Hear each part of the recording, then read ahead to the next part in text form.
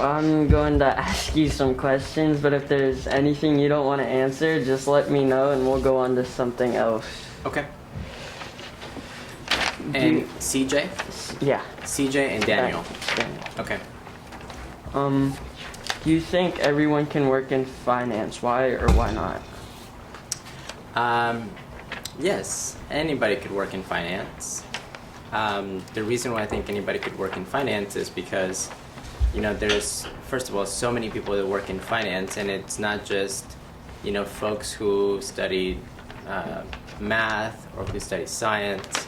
It's also folks that, study art and study other kinds of fields. And so really anybody could be in a finance profession. Okay, I'm going to ask you guys, every time he answers a question, and he's giving you some information, to ask a follow-up question, which means ask something more about what he said. So he just gave you some information. I'm just wondering what other, not the next question on your list, but from what he said, what can you ask more about? So, may I interject? Mm-hmm.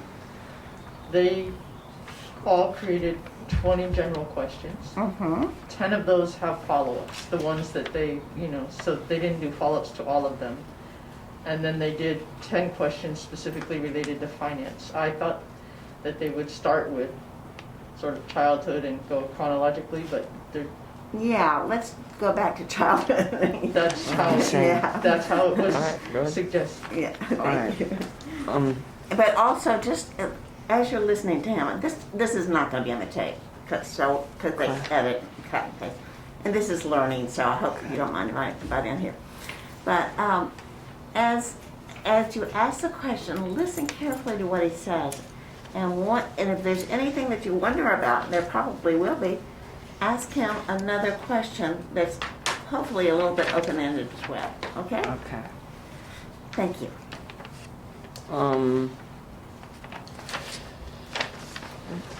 Where did you grow up? So I'm originally from Ecuador in South America, and I came here to the States, to the Bay Area, when I was 10.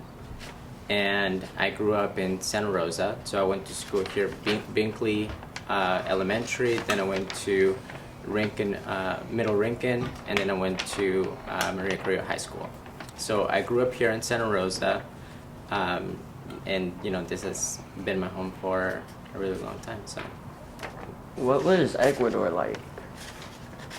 Ecuador was pretty amazing, right? Because when I was 10, so I had a lot of family members, a lot of cousins, and just as a little kid, it was really amazing.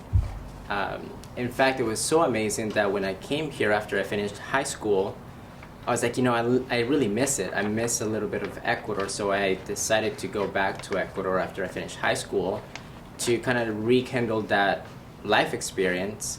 But I realized that, as an adult, just living there, it was very different than living in the U.S., right? Because as a first world country, we often don't see some of the things that go on in third world countries, and some of the privileges that we have in first world countries.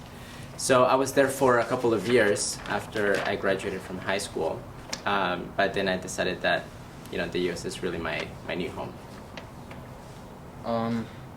Did your passions shift from childhood to adulthood, or have they always been the same? I'm sorry, can you say that one more time? Did your passions shift from childhood to adulthood, or have they always been the same? They shifted, and they continue to shift, and they shift all the time.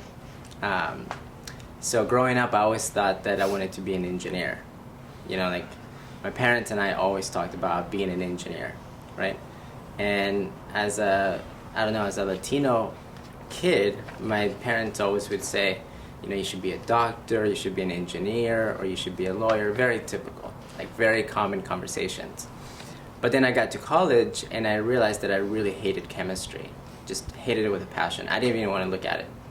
So I was really afraid for a long time to talk to my dad about switching careers or even switching, fields. But I took an economics class that I just like fell in love with, and that conviction behind that love, I talked to my dad about switching careers, or like my college careers, and so I ended up shifting from engineering to economics. Can you tell us one funny memory from school? One funny memory from school. I think I have a few funny memories from school, but I'll tell you the one that has always stood out, like number one. So when I was 10, I told you that I came from Ecuador, right? Back in Ecuador, I was in a private school, so we all had to wear suits, right? So my parents are coming to the States, and they're thinking, this is a new life. We have to give it our best foot forward. And my parents ended up getting me like the nicest suit so I can wear it the first day of 6th grade at Binkley in Rincon Valley. So I get to school in a suit, and like everybody's making fun of me. Like, who is this guy? Is he a teacher? Is he like the new principal? And I didn't even know, but everybody was making fun of me. And my friends till this day from elementary school remember that day that I came in with a suit. And so my parents were trying to do like something really nice, but it ended up just sticking with me for the rest of my life.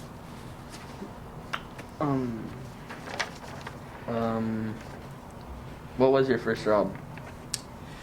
So my first real job was selling chocolate from door to door. And it was the easiest hire. One of my friends was doing it, and so I was like, what are you doing for money? So he said, I'm selling chocolate. And so I was like, I want to do that. So then I did it. But that little job gave me such an experience to like talk to people, to be relatable to people, to like not be afraid of a uncomfortable situation. So it taught me quite a bit.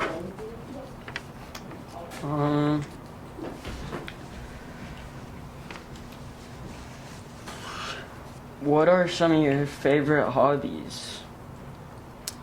I love bike riding.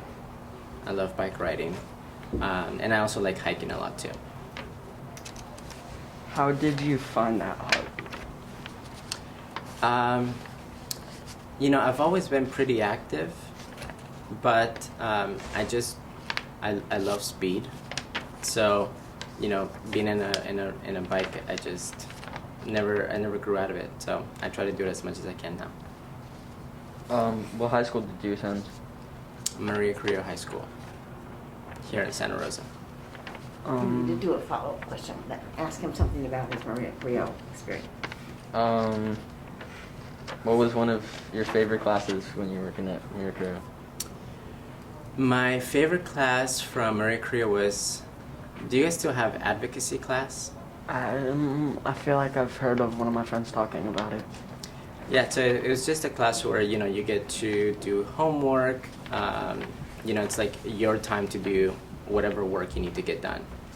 And I liked it because I had a lot of friends from many different classes that we kind of all came to that class together. And we would just collaborate on different projects or talk about our different assignments. That class was fun.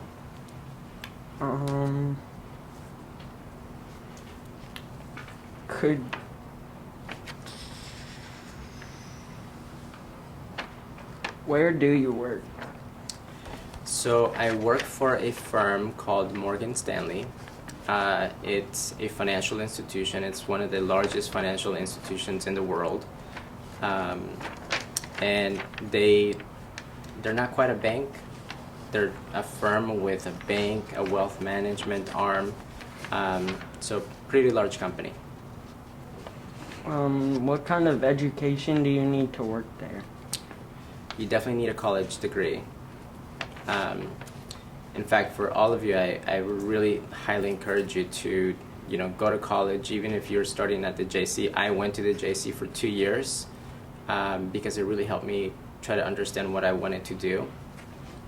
But, in today's world, out, like once you get out of school, it's so competitive that they're gonna require that at least you have a college education. So anybody that works at Morgan Stanley is required to have a college education, but most people will have like a master's degree or an advanced form of college education. Do you think you'll stay in this job until you retire, or do you think you'll try something new? That's a great question. The reason why it's difficult to answer is because, you can go from career to career, right? Well, as a financial advisor, I sort of have my own practice, right? Where I go out to the world and I find my clients, and Morgan Stanley is there to help me with the resources, with the research, with the tools, the technology. So in essence, this is like my career for the rest of my life. However, where I decide to practice can be in Morgan Stanley for the next 5-10 years, or it could be somewhere else. But for now, it's the firm that I think it's the right place for me and my clients.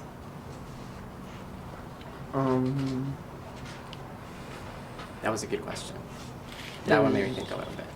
Is working in finance stressful or not? It's stressful, but equally joyful. And it's very stressful because you have a lot of responsibility. Imagine 20 years from now, right? Like you finish school, and then you have all of these life savings, and then you say, Juan, here's my life savings. Can you please help me grow it and manage it? Yeah, that sounds like a big deal. It's it's just a lot of responsibility, and so you have to invest that money wisely. And so markets, they don't sit, they're very dynamic. They go up and down. So when markets go down and the money value goes down, it can be very stressful. But at the same time, it's incredibly joyful because you get to help families, buy their house, put their kids through college, and just have a secure financial life. So that's really nice. Have you ever traveled before? Yes, I love traveling, but I didn't really get the bug until my wife started to make me travel. What's some of your favorite places to go? I went to Greece, to this island called Santorini, and it was just like something out of a traveling magazine. It was just really cool. You're in this huge island, and as far away as you can see is just water, and it's like really, really blue. And all the houses are white, so it's really beautiful. My favorite place for sure.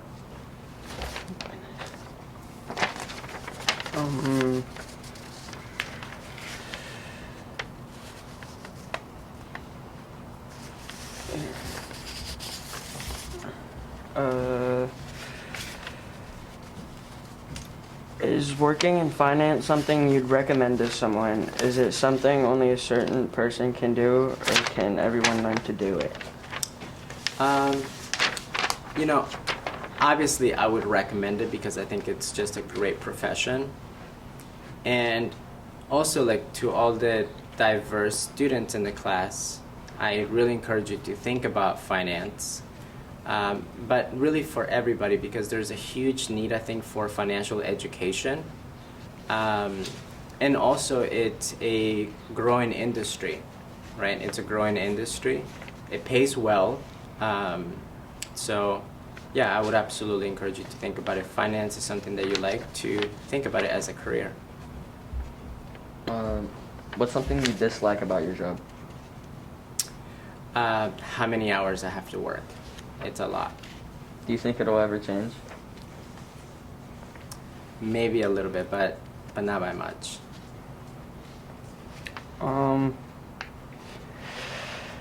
How would you describe your job in general to someone who has never heard of it? Okay. So I have 2 hats to my job.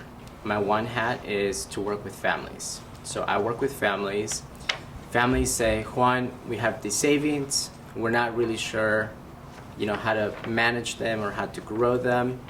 We know we have goals in the future, but we're not sure how to make sure that those goals come to fruition given the cash or the balances that we have, right? So what do?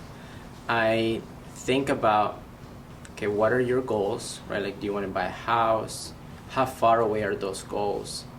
And then I invest that money based on that time horizon.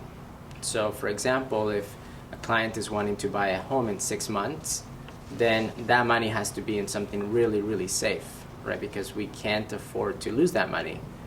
But if somebody wants to send their kid to college in, I don't know, 15 years, that's more long term, right? So I'm going to be able to invest that money and let it grow over time.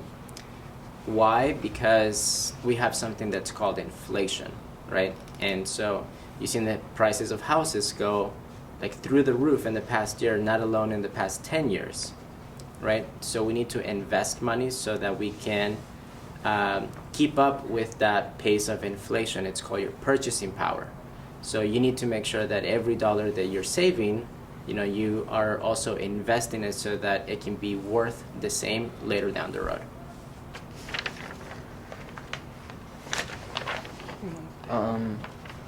How long have you been doing your job? I've been doing my job for 7 years, but I've been in finance for about 12 years. At what age did you start? So my first job in finance was as a teller. And that was when I was 21.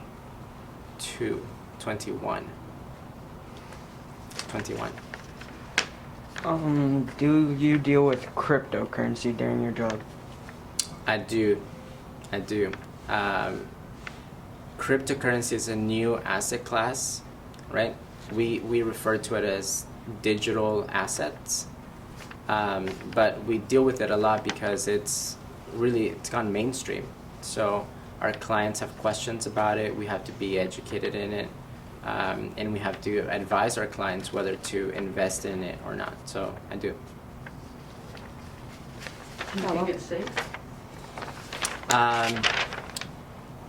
Well, I think that if you have a small portion of your asset, let's say you have $100, I think it's unsafe to invest $100 of it. But I think investing maybe 2 or 3% of your assets is a much better deal than investing quite a bit of it.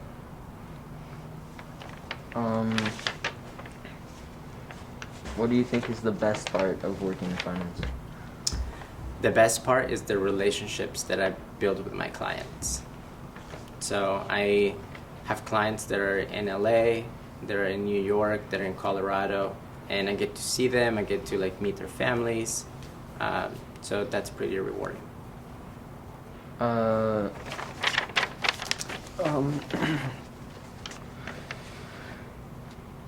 does working in finance affect how you see normal things around in the world?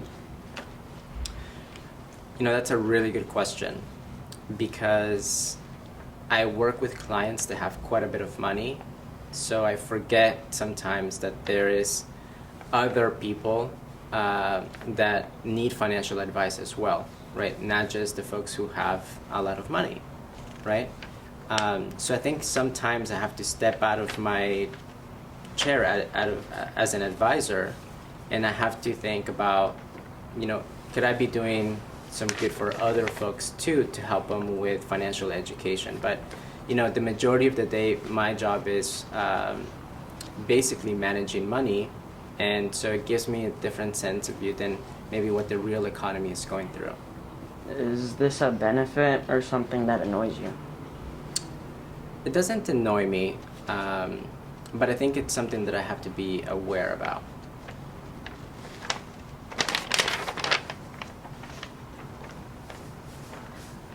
What are some... Wait, do you stay active during quarantine? Yes, I had to, because I was going crazy just at home. And, just being active and working out, it's really important for your mental health.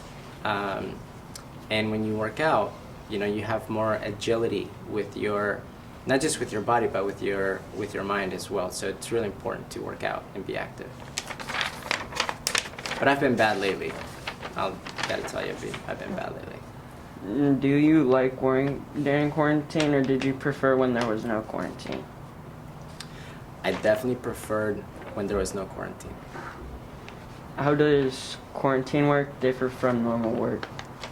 Okay, so I don't know if you guys have experienced this, but I have definitely experienced that before quarantine, I was a little bit more of an extrovert. So I really got energized by meeting with a lot of people. And then came quarantine, right? So I had to adapt and just do a bunch of video calls. And all of a sudden I went from meeting a lot of people to just being me in my dining room on video calls. And we did that for a year, more than a year, right? But now I have a little bit of anxiety when I go out, so I've become more of an introvert. So it's really interesting, but you know, it's changed quite a bit. And it's changed things for like ever.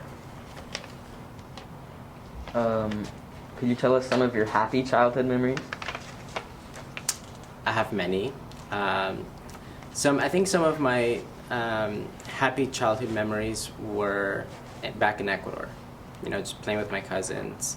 And even here in the States, meeting my new family because, you know, like I was in Ecuador and I had my family there, but coming here and getting to know my new family, it was also really happy memories.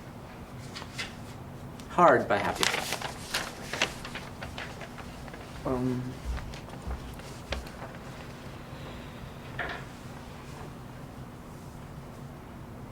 What's the most amount of money you've ever seen in person or working on the internet? It's been quite a bit. One of my clients, we ended up buying about $2 million worth of gold coins, and it got delivered to my office, and the client counted it in front of me. So I've never seen that much gold. It was pretty interesting.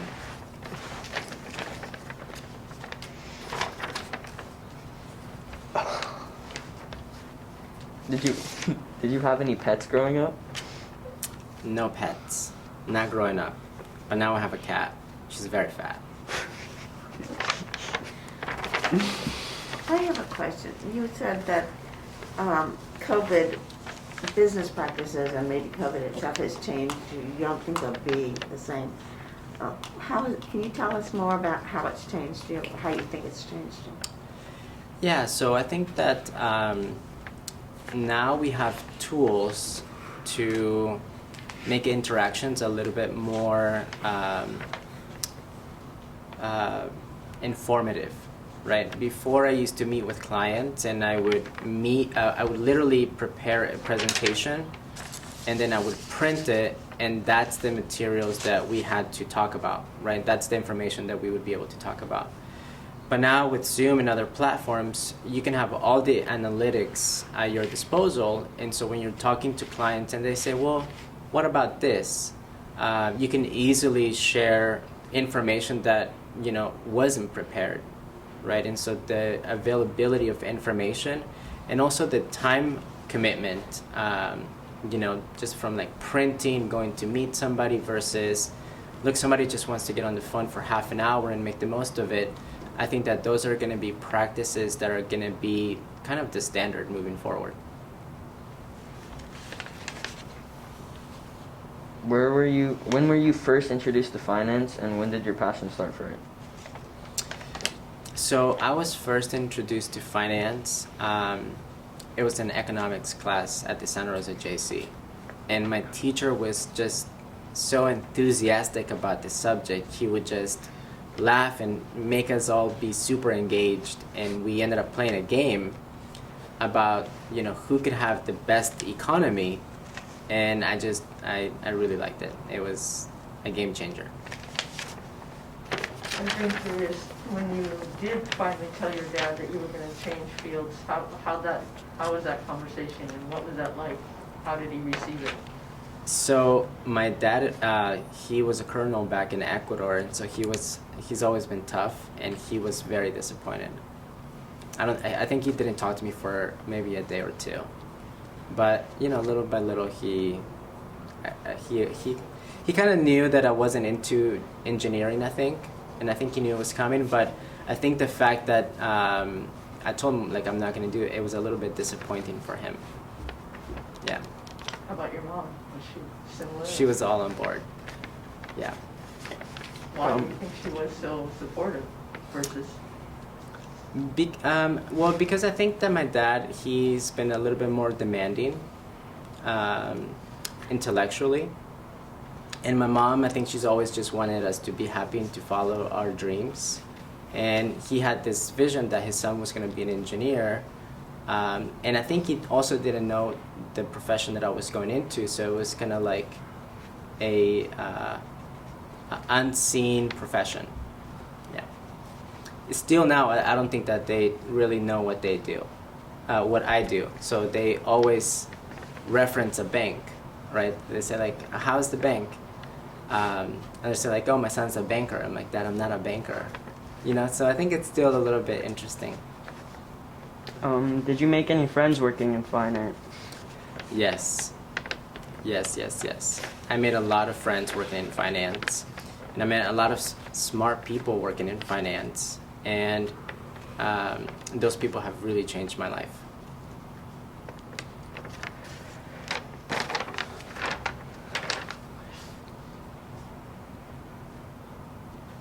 What time do you go to work usually? So I go to work about 6:30 in the morning. So I have to get up at 6:25 because, you know, I don't have to go in the office anymore. But the stock market opens at 6:30 in the morning, so I'm usually up by then and figuring out what's going on in the stock market.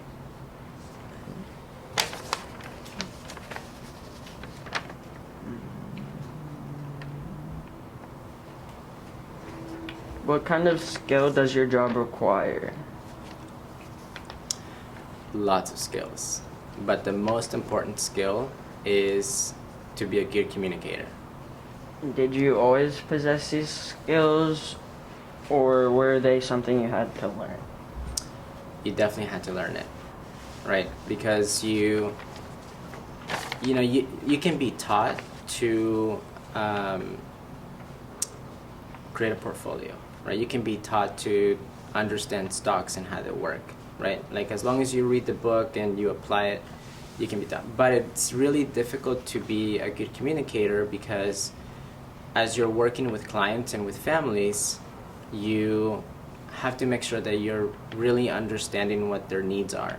And sometimes that's listening beyond the words that they're saying, right? So like you really have to be an active listener, and you have to be able to communicate effectively so that everybody's on the same page.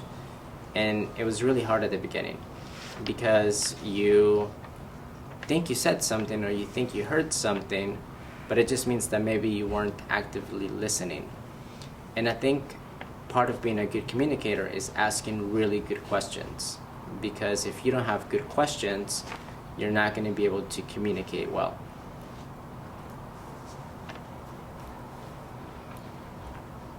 I have another question. Yeah.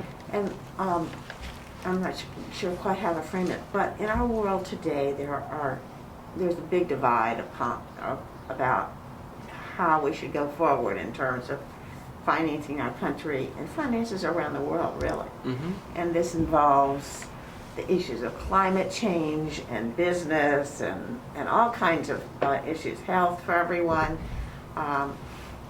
enough for everyone. What are your views about, and I know this is not, you're not a political activist, but what are your views and concerns about going forward into the future and the choices we have and how we make them financially? Yeah. So I think for a long time we've thought about socialism and capitalism, right? Socialism being that we have resources and we divide them. And then capitalism is that we create resources and you get to keep what you make. I think more and more, I used to be more on the capitalist side, but I think I see, now that I'm in this world, I get to see more of how capitalism leaves a lot of people behind. And so there's now something that's called a stakeholder capitalism, right? Where everyone who is a stakeholder gets to participate in that generation or that growth in wealth. So what I mean by that, it's before it used to be just stockholders, that used to benefit from the gains of companies.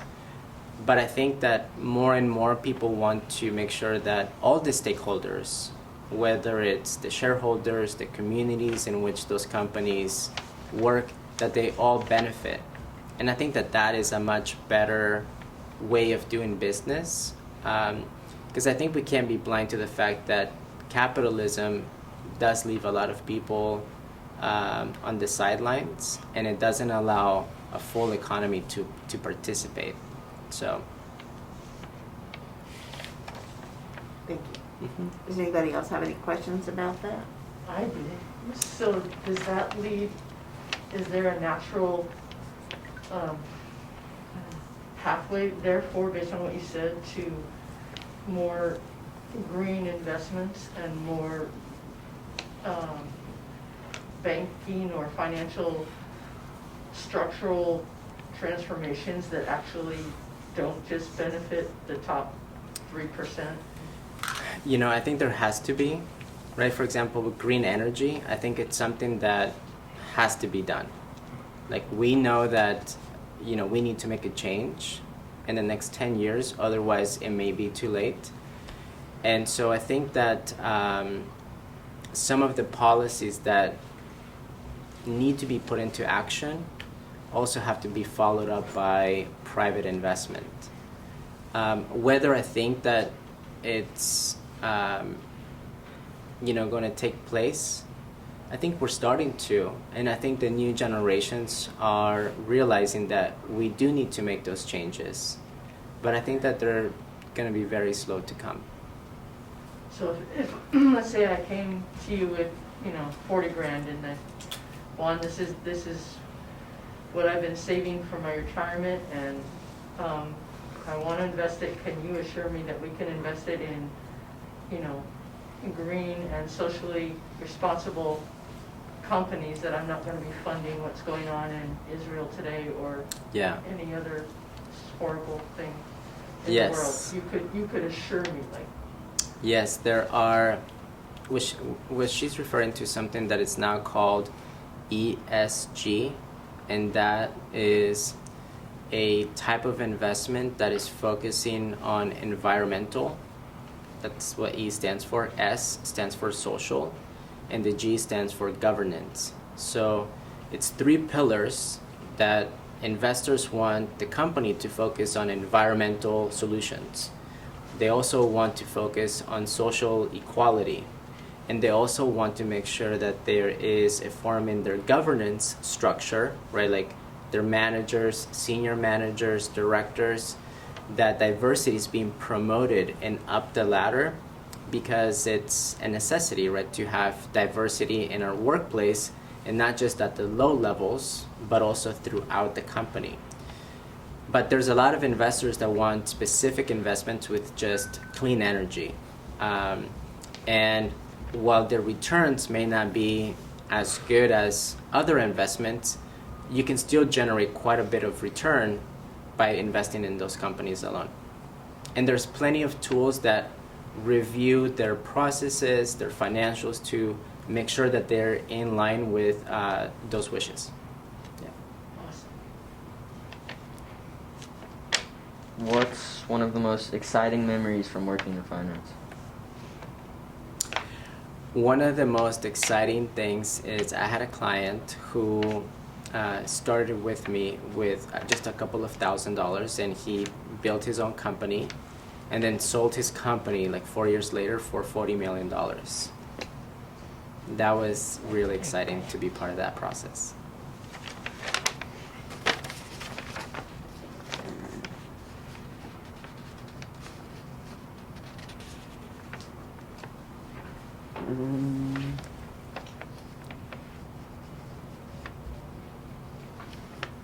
I think that You can ask if there's any final last thoughts that he wants to add. is there any last thoughts you want to add? Yes, sure, I like that. Thank you for having me. It's always nice to have these conversations. How many of you guys have actually thought to be in finance? Can I get a raise of hands? Okay. Why do you like finance? I took financial literacy with Ms. Ramos in my class, and it was just so interesting when we looked at the stock market and how you can invest stuff and do more or do less, and how it's just constantly a game and it's never steady. It is, and it's really exciting because things are always changing, and you know, in any profession, you're gonna have to work really hard to be good at it, right? Whether your job right now is to be a student, right? So in order to be a good student, you have to put the time and the work, right?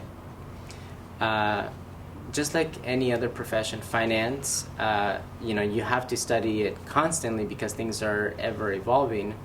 But I think it's really amazing to develop these relationships with people.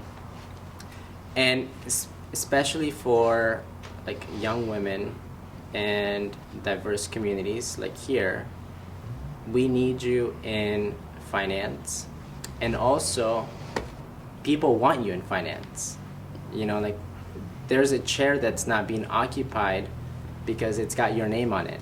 People are constantly looking for diverse candidates, right? And so there's this big world out there that you may not be privy to right now, but as you get out of school, right, like think about some of the things that you really want to do, like what are the big aspirations that you have, and find a way to connect with somebody who can show you the way or lead you in that direction. That's really important.